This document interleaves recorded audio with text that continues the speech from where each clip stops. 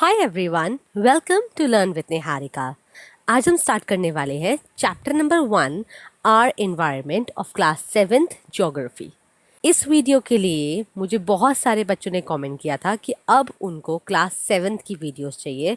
This is why मैं आज ये चैप्टर चूज़ कर रही हूँ। ये ज्योग्राफी का फर्स्ट चैप्टर है क्लास 7th का।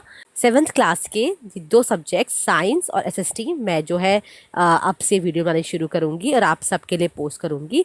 अगर आप सबको 7th क्लास के लिए वीडियोस चाहिए तो इस वीडियो के नीचे कमेंट कीजिए येस वी वांट वीडियो, और आपको कौन से चैप्टर पर वीडियो चाहिए उस चैप्टर का बस नाम लिख दीजिए, because I have a book, so मैं उससे वीडियो बना दूंगी।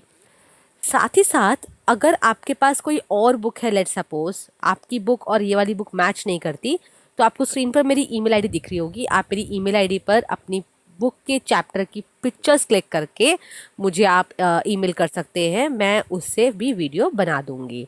और अगर आप सब चाहते हैं कि मैं ऐसे ही क्लास 7th की वीडियोस बनाती रहूं, solved exercises, full chapter explanation, so please please please do share this video with your friends. And अब अगर आप ये वीडियो देखते हो और आपको अच्छी लगती है और समझ में आती है, आप कमेंट करते हैं, thank you so much for the comments. साथ ही साथ प्लीज़ लाइक दिस वीडियो। आप जितना इस वीडियो को लाइक करोगे उतना और बच्चों तक ये वीडियो पहुँचेगी। And before we start this video, अगर आपने मेरे चैनल को अभी तक सब्सक्राइब नहीं किया है, please go and subscribe to my channel, because अब इस चैनल पर आपको क्लास 7th की वीडियोस मिलने वाली हैं, जो कि आपको फर्स्ट टर्म, सेकंड टर्म, आपके यूनिट टेस्ट, क्लास टेस्ट, हर चीज़ में काम आएगा, राइट? तो वीडियो शुरू करते हैं। सो हमारे जो चैप्टर का स्टार्टिंग है वो है earth is the only planet in our solar system which sustains life. That is true कि अर्थ एक सिर्फ और सिर्फ एक ऐसा प्लैनेट है जो सोलर सिस्टम में है और उस पर लाइफ है, उस पर जीवन है। आप सबको पता है कि जो सोलर सिस्टम में प्लैनेट्स है, right, there are 8 planets in the solar system, and out of 8 planets there is only 1 planet which is earth, जो आपको लाइफ देता है, जिस पर लोग रहते हैं, राइट? बाकी और प्लैनेट्स पर लाइफ एग्जिस्ट नहीं करती है। This is very very important. Make sure to mark these lines if you have the same book, and if you have not, no worries, आप इसको समझ लीजिए और आप अपनी नो कॉपी में नोट डाउन कीजिए। एंड हाँ, जिन बच्चों के पास ये सेम बुक है प्लीज़ मार्क करिएगा, because when you mark the lines, आपको जब यूनिट टेस्ट होता है या फिर आपके फर्स्ट टर्म होते हैं ना, तो आपको पूरा चैप्टर पढ़ने की ज़रूरत नहीं होती। You only have to go through the important points which you have marked, right? तो इससे आपका टाइम सेव होता है ना? बिकॉज एग्जाम के टाइम पे आपके पास सिर्फ एक सब्जेक्ट नहीं है, you have multiple subjects to learn. So उस टाइम पे आपको ये बेस्ट रहता है कि आपने जो मार्क किया है, just go through those points and then you are good to go. Next है all kinds of planets and animals live on earth. We all know it, right? कि जितने भी टाइप के प्लांट्स हैं या फिर एनिमल्स हैं वो कहाँ रहते हैं? अर्थ पर रहते हैं। The word environment denotes the surroundings or external conditions influencing the development और growth of people, animals and plants. तो यहाँ आपको ये बता रहे हैं कि जो ये वर्ड है इन्वायरमेंट, इसका क्या मतलब है। इसका मतलब है सराउंडिंग, आपके आसपास, और एक्सटर्नल कंडीशंस, बाहर की चीज़ें, इन्फ्लुएंसिंग द डेवलपमेंट, जो डेवलपमेंट और ग्रोथ, चाहे वो पीपल की हो, चाहे वो एनिमल की हो, चाहे वो प्लांट्स की हो, इन तीनों की डेवलपमेंट या फिर ग्रोथ के लिए, है ना, जो इन्फ्लुएंस करता है, जो आसपास सराउंडिंग इन्फ्लुएंस करता है, दैट इज़ इन्वायरमेंट। तो बेसिकली इन्वायरमेंट एक तो वो होता है कि आपके आसपास कैसे लोग हैं, right? Secondly environment means the surroundings, और एक्सटर्नल कंडीशन, बाहर की ऐसी और कोई भी चीज़ जो आपके या फिर एनिमल्स या प्लांट्स के ग्रोथ के लिए इन्फ्लुएंस करे, दैट इज़ ऑल इन्वायरमेंट। आपके आसपास जो भी है, विच all things which surrounds you is environment. Thus, we can say that the physical and biological conditions in which a living organism lives collectively make up its environment. जैसा कि मैंने आपको बताया कि फिजिकल या बायोलॉजिकल कंडीशंस, जो भी एक लिविंग ऑर्गेनिज्म है, चाहे वो एनिमल्स है, प्लांट्स है या फिर हम ह्यूमंस है, राइट, जो भी है वो कलेक्टिवली, है ना, उसके आसपास की फिजिकल या बायोलॉजिकल जो कंडीशंस है वो उसका क्या बनाते हैं? इन्वायरमेंट बनाते हैं। कलेक्टिवली मेकअप इट्स इन्वायरमेंट, उससे उसका इन्वायरमेंट बनता है। ऑफ कोर्स अगर मेरे आसपास ट्री है, प्लांट्स है, तो वो मेरा इन्वायरमेंट है। मेरे आसपास बिल्डिंग्स हैं, फैक्ट्रीज हैं, तो वो मेरा इन्वायरमेंट है, राइट? तो this is all about your surrounding and that is known as environment, simple words में. Animals and plants also play as an important role in our life.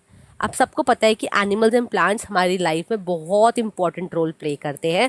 And I think now we are in the standard 7, so I don't think I need to explain how animals and plants play an important role in our life because it is self explanatory. So now आगे लिखा है, we cannot live in isolation from other forms of life. कहने का मतलब ये है कि हम दूसरे फॉर्म्स ऑफ लाइफ, मतलब जैसे मान लीजिए एनिमल्स है ना, हम उनसे आइसोलेट होकर नहीं रह सकते. आइसोलेट मतलब उनसे अलग होके एकदम अलग अपनी एक दुनिया नहीं बना सकते, है ना, because we depend on them for our food and other necessities of life. क्योंकि हम उन पर क्या है, डिपेंड है, चाहे वो फूड हो चाहे और ज़रूरत की चीज़ें हो, राइट. जैसे हम एनिमल से दूर नहीं रह सकते. वाई? बिकॉज अगर हम काउ से, है ना, या फिर गोट से, इनसे दूर रहेंगे तो हमें मिल्क कहाँ से मिलेगा. मिल्क नहीं मिलेगा तो हमें कर्ड भी नहीं मिलेगा, बटर भी नहीं मिलेगा, हमें चीज़ नहीं मिलेगा, है ना, हमें पनीर नहीं मिलेगा, हमें ये सब चीज़ें नहीं मिलेंगी. Same goes with the plants. अगर हम प्लांट से दूर रहेंगे तो प्लांट से तो हमें इतनी सारी चीज़ें मिलती है, राइट. हमें पल्सेस मिलती हैं, वेजिटेबल्स मिलती हैं, फ्रूट्स मिलते हैं, हमें ये सब कुछ भी नहीं मिलेगा. So that's why it has written that we cannot isolate ourselves from the other forms of life. Thus, it is necessary to understand the processes that support our environment. इसलिए बहुत ज़्यादा ज़रूरी है ये समझना कि जो हमारा environment है ना, उसका process क्या है. process क्या है that support our environment. हमारे environment को जो support करते हैं उसका process क्या है, तो वो आज हम इस चैप्टर में पढ़ेंगे. आगे बढ़ते हैं. Land, water, air and living organisms are the 4 major components of environment. That is absolutely true कि land, water, air and living organisms ये 4 main components हैं environment के, right? They can be grouped into 2 major categories.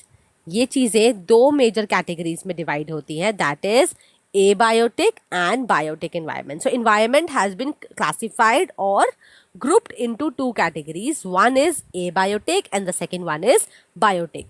Very very important, इसको please mark करना और ध्यान रखना. Question आता है sometimes in 1 mark कि name the major components of environment or name the components of environment. So components of environment is what? So your surroundings. What surrounds you? You surround by land, water, air and living organism. Same goes with you, same goes with animals, right? Same goes with plants. So this is all about. Now if question comes, write down the 2 major categories of environment or write down the types of environment. So that would be abiotic and biotic environment. I hope आप सबको समझ में आ रहा हो. And let's suppose अगर आपको कोई statement, कोई word नहीं समझ में आता, no need to worry about. आप comment section में मुझे बोल सकते हैं उस statement को, मैं आपको वहीं पर explain कर दूंगी. आगे बढ़ते हैं. As you all can see, this is the picture of abiotic environment. I will explain it for sure, पर अभी आप इसे देख सकते हैं, ये abiotic environment है और इसके नीचे से ही हमारा abiotic शुरू होता है. चलिए शुरू करते हैं. All right, so the first topic we have is abiotic environment. Start करते हैं. It is also known as the physical environment as it comprises land, water and air. As simple as that. इसकी statement से ही आपको समझ में आ गया होगा कि abiotic environment is nothing more difficult to understand. It's just the physical environment. Physical का मतलब अगर किसी बच्चे को नहीं पता तो मैं बता देती हूँ. Physical means which you can see and which you can touch. This is my hand, I can see it, I can touch it. Physically है, उसकी एग्जिस्टेंस है, that is physical, right. So abiotic environment is what? The physical environment जिसमें क्या क्या आता है? Land, water and air. That is abiotic environment कि हमारा आसपास का surrounding, that is abiotic environment. आगे बढ़ते हैं. उसके आगे अब यहाँ लिखा हुआ है राइट साइड पे, physical environment brings about a change in the biotic environment. That is true कि जो physical environment होता है वो change लाता है biotic environment में. अब आप में से काफ़ी सारे बच्चे थोड़ा बहुत तो ये समझ ही गए होंगे कि basically biotic environment है क्या, right? So physical environment means abiotic environment जो है that brings about a change in the biotic environment. Now our next topic is biotic environment. Let's get started. It is also known as biological environment as it comprises mankind, plants, animals and other living organisms. अब यहाँ पे लिखा है कि biotic environment क्या है. This is a kind of biological environment. जैसे कि हमारा ए biotic environment was what physical environment, वैसे ही हमारा biotic environment is also known as biological environment. Abiotic में we had land, water and air, and biotic environment में we are having mankind, which means us humans, plants, animals and other living organisms में biotic environment आता है, right. So biological environment is largely dependent on physical environment. So इनको biological environment कहते हैं. Biology means human, living organism, plants, animal. ये आपका एक तरीके से biological environment है, right? So biological environment is largely dependent on physical environment. कि जो बायोलॉजिकल एनवायरनमेंट है ये मोस्टली किस पे डिपेंड है, फिजिकल एनवायरनमेंट में. एंड दैट इज़ ट्रू, क्योंकि आप सभी को पता है हमें फूड चाहिए, राइट. तो हमें वो किससे मिलेगा, प्लांट से, एनिमल से, है ना. तो हम किस पे डिपेंडेंट है, हम ए बायोटिक एनवायरनमेंट पे डिपेंडेंट है, हम फिजिकल एनवायरनमेंट पे डिपेंडेंट है. कि जो प्लांट्स है ना, वो कहाँ ग्रो करते हैं, लैंड पे. और उसे ग्रो करने के लिए क्या क्या चाहिए होता है, वाटर चाहिए होता है, सनलाइट चाहिए होती है, and that all comes in a biotic environment. So this is how the biotic environment is largely dependent on abiotic environment. I hope आपको ये दोनों differences समझ में आए हो, and अगर आए हैं so please do like this video right now. आगे देखिए, ये आपको एक पिक्चर दिख रही है यहाँ पर which shows biotic environment, है ना. ये देखिए यहाँ पे ये एनिमल है, प्लांट्स है, this is all combines biotic environment. आगे हमारे पास है कि both components of environment के दोनों कंपोनेंट्स जैसे कि biotic and abiotic are inseparable. ये इनसेपरेबल है, इन्हें अलग नहीं किया जा सकता. बिकॉज अगर हमारे पास लैंड नहीं होगा, वाटर नहीं होगा, एयर नहीं होगा, तो हम जिएंगे कैसे, right. Without water no one can survive, right. अगर लैंड, वाटर, एयर होगा, है ना, तो उनका यूज़ क्या है. अगर मान लो एनिमल्स नहीं होंगे, प्लांट्स नहीं होंगे, लिविंग ऑर्गेनिजम्स नहीं होंगे, तो उनका यूज़ क्या है. तो इसलिए दोनों क्या है, आपस में इनसेपरेबल है. इनका दोनों आपस में एक दूसरे पर डिपेंडेंट है. Geography studies the inter relationship between living organisms and environment. Geography में हम यही पढ़ते हैं कि कैसे लिविंग ऑर्गेनिजम्स और एनवायरनमेंट आपस में इंटर रिलेटेड है. Moreover, these components of environment are not static. They are always changing because of various processes. ये जो components है ये एकदम stable नहीं रहते, ये always change करते रहते हैं various processes की वजह से. Although these changes may be slow as well as sudden. ये changes धीरे भी हो सकते हैं या फिर suddenly भी हो सकते हैं. आगे बढ़ते हैं. Alright, so our next topic is interaction between biotic and abiotic elements. अब हम पढ़ने वाले हैं कि कैसे इंट्रैक्शन होता है बायोटिक और एबायोटिक एलिमेंट्स का. The biotic and abiotic elements of the environment are dynamic in nature as sun is the major source of energy. All the changes in the abiotic environment are powered by solar energy. That is all true कि sun जो है वो एक major source of energy है. सबसे ज़्यादा energy का जो सोर्स है, जहाँ से हमें, सोर्स मीन्स जहाँ से आपको चीज़ मिलती है, राइट. तो जहाँ से हमें सबसे ज़्यादा एनर्जी मिलती है that is sun. And all the changes, जितने भी चेंजेस ए बायोटिक एनवायरनमेंट मतलब लैंड, वाटर एंड एयर, इनमें जितने भी चेंजेस होते हैं इस एनवायरनमेंट में are powered by solar energy.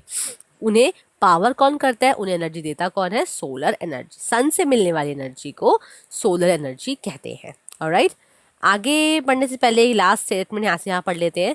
The constant circulation of air and water brings. Air और वाटर का कॉन्स्टेंट, लगातार सर्कुलेट होना क्या लाता है, brings about changes in climatic conditions in different seasons. The constant circulation, जब एयर और वाटर कॉन्स्टेंटली सर्कुलेट करते हैं डिफरेंट सीजन्स में, क्लाइमेटिक कंडीशंस में चेंजेस आते हैं. These changes affect the biotic components और इन changes से biotic components को affect होता है. That is true. And biotic component कौन कौन, mankind, living organisms, plants, animals. All living organisms, plants and animals depend on abiotic environment for their food. That is true, right? कि हम जितने भी living organisms हैं, जैसे कि plants हैं, animals हैं, है ना, ये सब किस पे depend होते हैं, abiotic environment में डिपेंड होते हैं खाने के लिए, एब्सोल्युटली, बिकॉज खाना इनके बिना एग्जिस्ट नहीं कर सकता। दे डिपेंड ऑन, हम लोग किस किस चीज़ पर डिपेंड होते हैं, land, air, water and sun for their basic necessities. हम अपनी बेसिक चीज़ों के लिए भी इन पर डिपेंडेंट है। These components of the abiotic environment also affect the biotic elements in a number of ways. ये जो components है abiotic environment के, ये biotic environment के elements को बहुत तरीके से affect करते हैं. New species of plants and animals evolve, and if old species fail to adapt to changing environment, they became extinct. यहाँ लिखा है कि जो न्यू स्पीशीज है, new species means type of animals, right. कोई नई स्पीशीज ऑफ प्लांट्स, कोई plant की नई स्पीशी है, कोई नया तरीके का प्लांट है या एनिमल है, इवॉल्व, वो इवॉल्व कर जाते हैं, वो इस एनवायरनमेंट में ढल जाते हैं। And if old species fail, अगर कोई ओल्ड स्पीशी, कोई ओल्ड तरीके का प्लांट है या एनिमल है, वो इस इन्वायरमेंट को, जो चेंज हुआ इन्वायरमेंट है, उसको अडेप्ट नहीं कर पाता, तो वो एक्सटिंक्ट हो जाता है। एक्सटिंक्ट मतलब गायब हो जाता है ना। आपने काफ़ी बार सुना होगा कि ऐसे बहुत सारे एनिमल्स या प्लांट्स हैं जो अब एक्सटिंक्ट हो चुके हैं, जो अब एग्जिस्ट करते ही नहीं है। Why? Because of the changing environment, they have not adapted. Human beings also brings changes in the physical environment by different activities. Human beings भी physical environment मतलब कि abiotic environment में बहुत तरीके से जो है changes लाते हैं, बहुत डिफरेंट एक्टिविटीज़, जैसे कि माइनिंग। आपको यहाँ पे पिक्चर दिख जाएगी, राइट। इसे माइनिंग कहते हैं, जब हम खानों को, माइंस को, है ना, ज़मीन के नीचे माइंस खोदते हैं, है ना, खाने। आपने कोयले की खान सुनी होगी, कोल माइंस, जहाँ से कोयला निकलता है, राइट। तो वो उस प्रोसेस को निकालने को माइनिंग कहते हैं। रोड कंस्ट्रक्शन, ये सब तो आप सबको पता होगा बच्चों को, जब रोड बनवाया जाता है ना, ये भी एक्टिविटीज़ है ना फिजिकल। ऑफ कोर्स रोड किससे बनता है? लैंड पे। और लैंड क्या है? Abiotic environment. और हम किसको चेंज कर रहे हैं? एबायोटिक एनवायरनमेंट को। How? By construction of road. Agriculture, जब हम खेती करते हैं, आप सबको पता है कि हम क्या करते हैं? प्लोइंग। हम क्या करते हैं? प्लो करते हैं ना, लैंड को प्लो करते हैं। नीचे की मिट्टी ऊपर, ऊपर की मिट्टी नीचे करते हैं। सो ह्यूमन बींग्स बहुत सारी एक्टिविटीज करते हैं, जैसे आपको ने बताया माइनिंग, रोड कंस्ट्रक्शन, एग्रीकल्चर, खेती बाड़ी।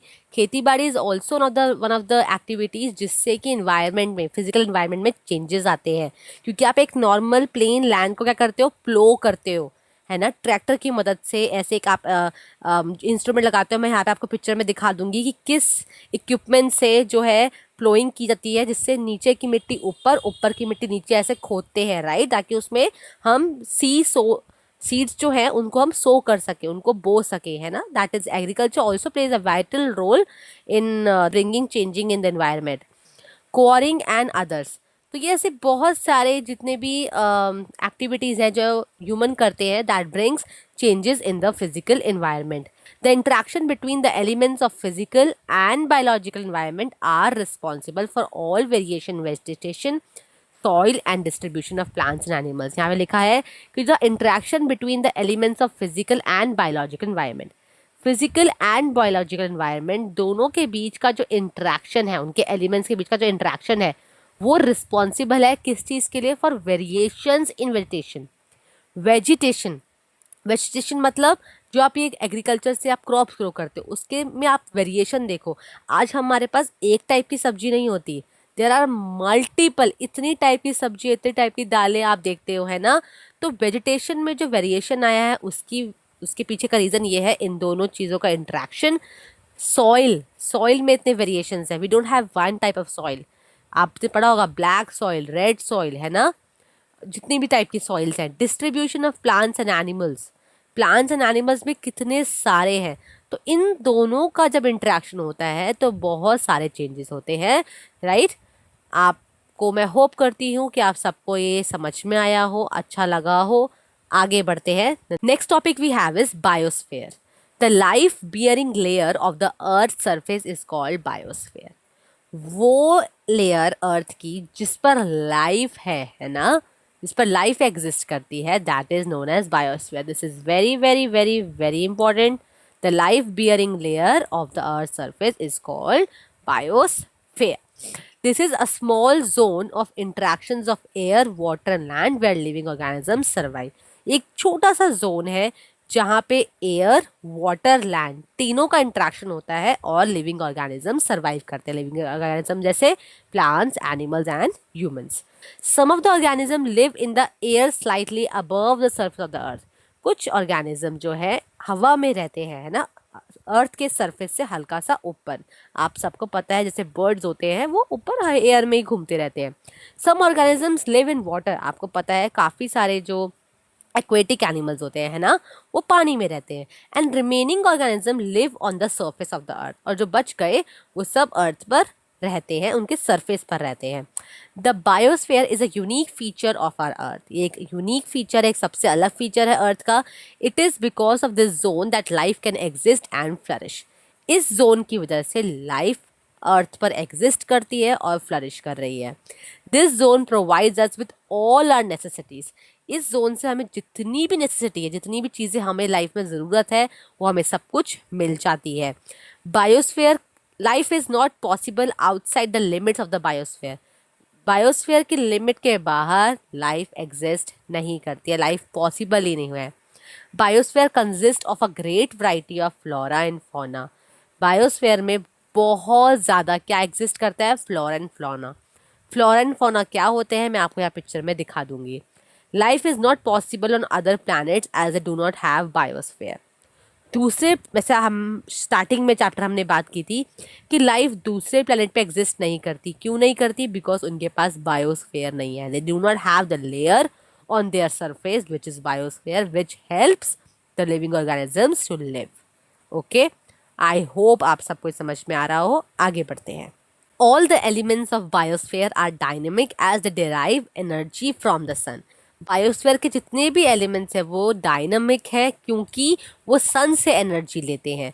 The sun is the primary source of the energy. इसको प्लीज़ मार्क कीजिए, very important. Who is the primary source? हमें सबसे पहले एनर्जी, नंबर 1 पे एनर्जी हमें कौन दे सकता है? Sun. The energy is also transferred from one source to another. Energy को एक सोर्स से दूसरे सोर्स में ट्रांसफ़र किया जा सकता है।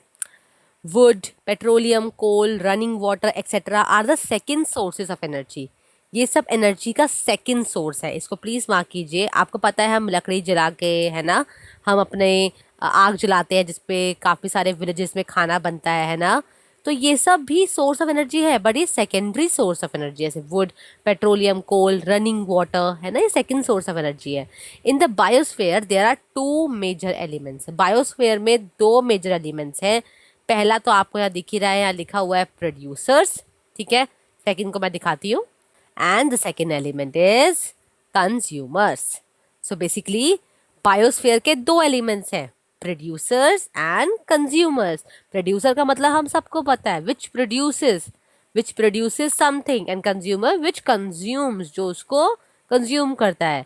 द प्रोड्यूसर्स या फिर इन्हें कहते हैं autotrophs are capable of producing their own food directly from the environment. I think ये टॉपिक है ना, ये हम बहुत छोटी class, I think starting from the class third या फोर्थ से बच्चे इसको पढ़ते आ रहे हैं कि प्रोड्यूसर क्या है। प्रोड्यूसर्स वो हैं जो केपेबल है, जिनमें इतनी क्षमता है कि वो अपना खाना खुद प्रोड्यूस कर सकते हैं इन्वायरमेंट से डायरेक्टली, राइट। और उन्हें ऑटोट्रॉफ्स भी कहते हैं। आप सबको अभी तक समझ में आ गया होगा कि मैं किसकी बात कर रही हूँ। Absolutely these are plants are the producers which are capable of producing their own food directly from the environment.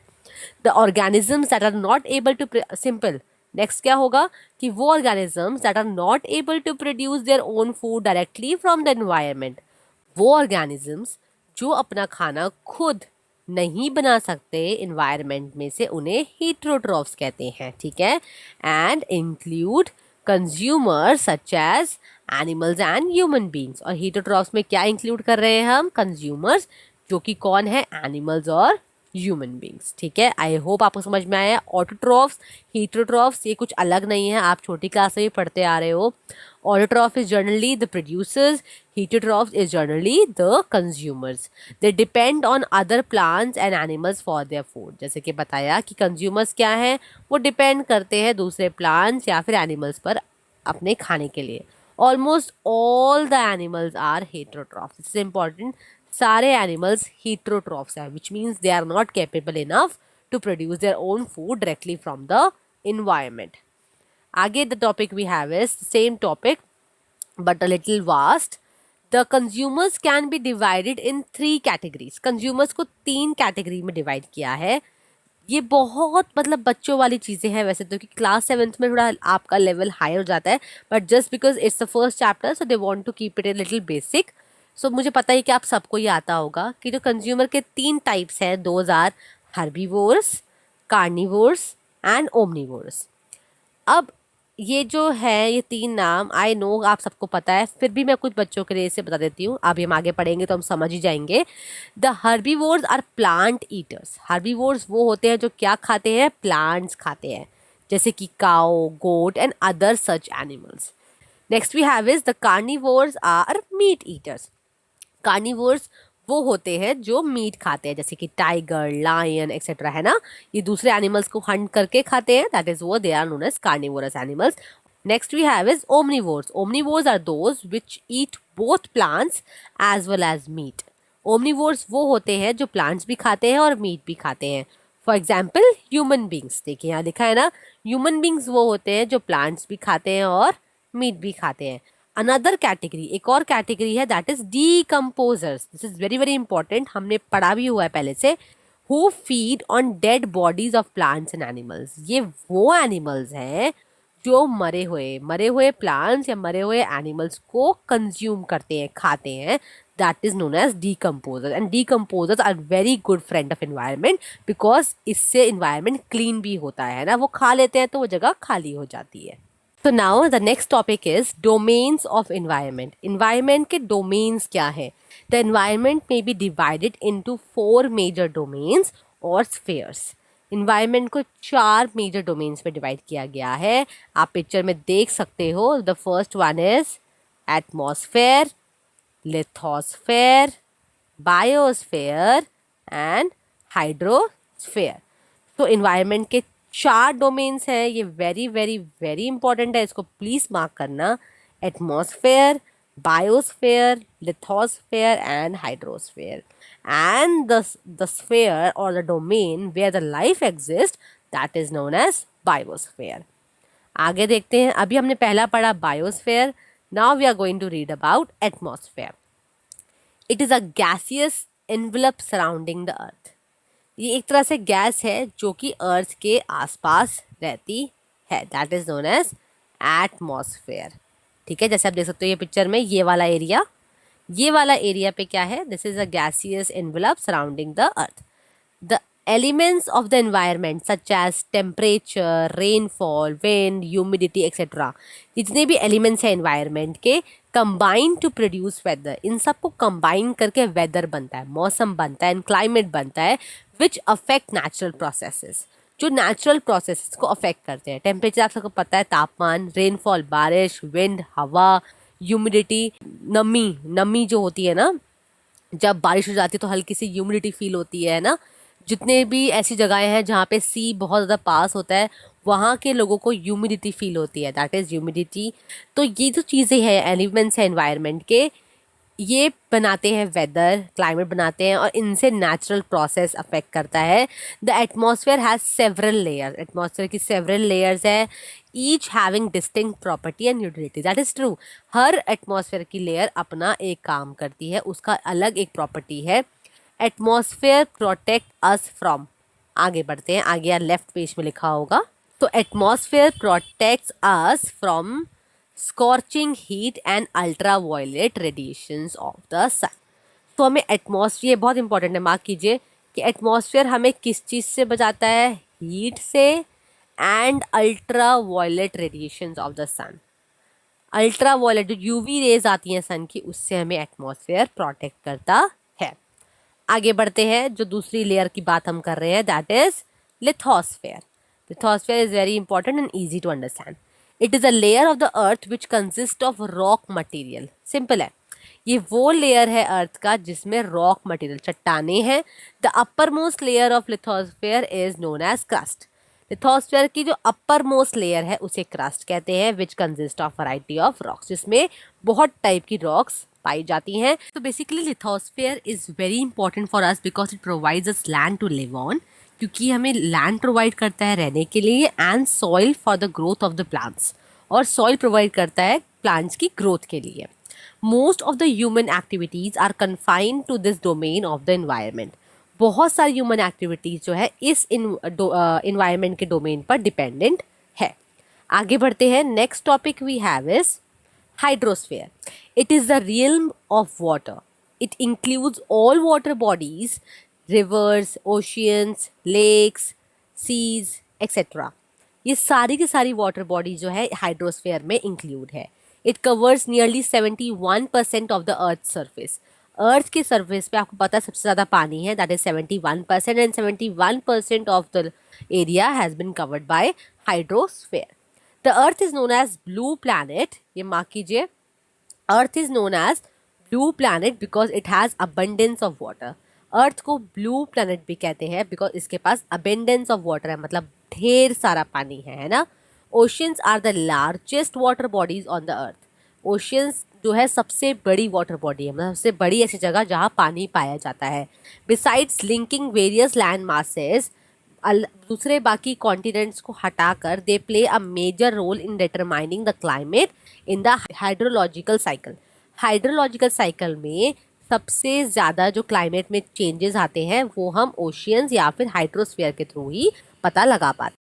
Reverse and lakes are fresh water bodies. Rivers and lakes में फ्रेश वाटर होता है ना, इसलिए इन्हें fresh water bodies कहते हैं, which provide us portable water, जो कि हमें पोर्टेबल वाटर प्रोवाइड करता है, ऐसा पानी जो हम पी सकते हैं और अपनी ज़रूरतें उससे पूरी कर सकते हैं। These water bodies are crucial for the survival of human beings.